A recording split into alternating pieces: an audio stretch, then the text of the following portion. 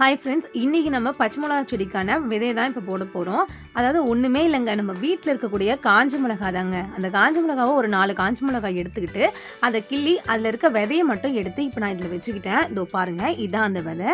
இப்போ நம்ம விதை போடுறதுக்கு முன்னாடி அந்த மண் எப்படி இருக்குன்னா நல்லா உதிரியாக இருக்கணும். இப்போ ஒரு எந்த இடத்துல நீங்கள் விதை போட போகிறீங்களோ அந்த இடத்துல நல்லா கொத்தி விட்டுக்கோங்க. கொத்தி விட்டுட்டு மண்ணெல்லாம் நல்லா கட்டி கட்டியாக இருந்தால் கூட உடச்சி விட்டு உதிரியாக பண்ணி விடுங்க. உங்களுக்கு மண் உதிரியாக இருந்தால் தான் அந்த விதையில் இருக்கக்கூடிய வேர் இருக்குல்ல, செடி வளரும் போது அப்போ ஈஸியாக அது வந்து மண்ணுக்குள்ளே பின்னிட்டு ஆகும். ஓகேங்களா?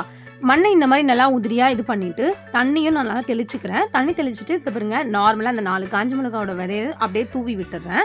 தூவி விட்டுட்டு மேலே வந்து மண் வந்து உதிரி மண், காய்ஞ்ச மண்ணாக இருக்கும் தெரியுமா, அதை எடுத்து இப்படி தூவி விட்டுறாங்க. ரொம்ப மண் போட்டு மூட வேணாம், லைட்டாக போட்டாலே போதும். இதோட விதை வந்து ரொம்ப மெலிசாக இருக்கும். சும்மா நீங்கள் லைட்டாக கொஞ்சோண்டு மண் அந்த விதை வந்து மறைய அளவுக்கு சும்மா தூவி விட்டுடுங்க. அதுக்கப்புறமா கொஞ்சோண்டு தண்ணி தெளிச்சுட்டு டெய்லியுமே மார்னிங் ஈவினிங் மட்டும் தண்ணி தெளிச்சுட்டே வாங்க. இப்போ இந்த ஜான் வந்து பனிக்காலம் அப்படிங்கிறனால நீங்கள் ரொம்ப தண்ணிலாம் ஊற்ற வேணாம், தெளிச்சாலே போதும்.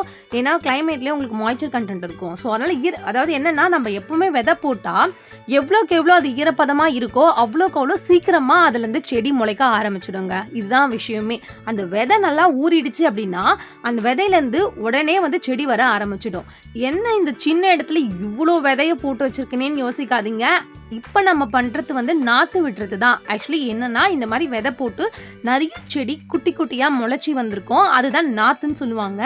இந்த மாதிரி நாற்று வந்ததுக்கு அப்புறமா என்ன பண்ணணும் அப்படின்னா, ஒரு பெரிய ஸ்பேஸில் ஒரு அடிக்கு ஒரு செடி நட்டிங்கன்னா உங்களுக்கு ஒவ்வொரு செடியுமே நல்லா வளர்ச்சி அடைஞ்சு நல்லா வளர்ந்து நிறைய காய் காய்க்குங்க. இந்த வீடியோ பார்த்துட்டு இருக்க எல்லாருமே நீங்களும் இதே மாதிரி வீட்டில் இருக்க காஞ்ச மிளகாலையே ட்ரை பண்ணி பாருங்க.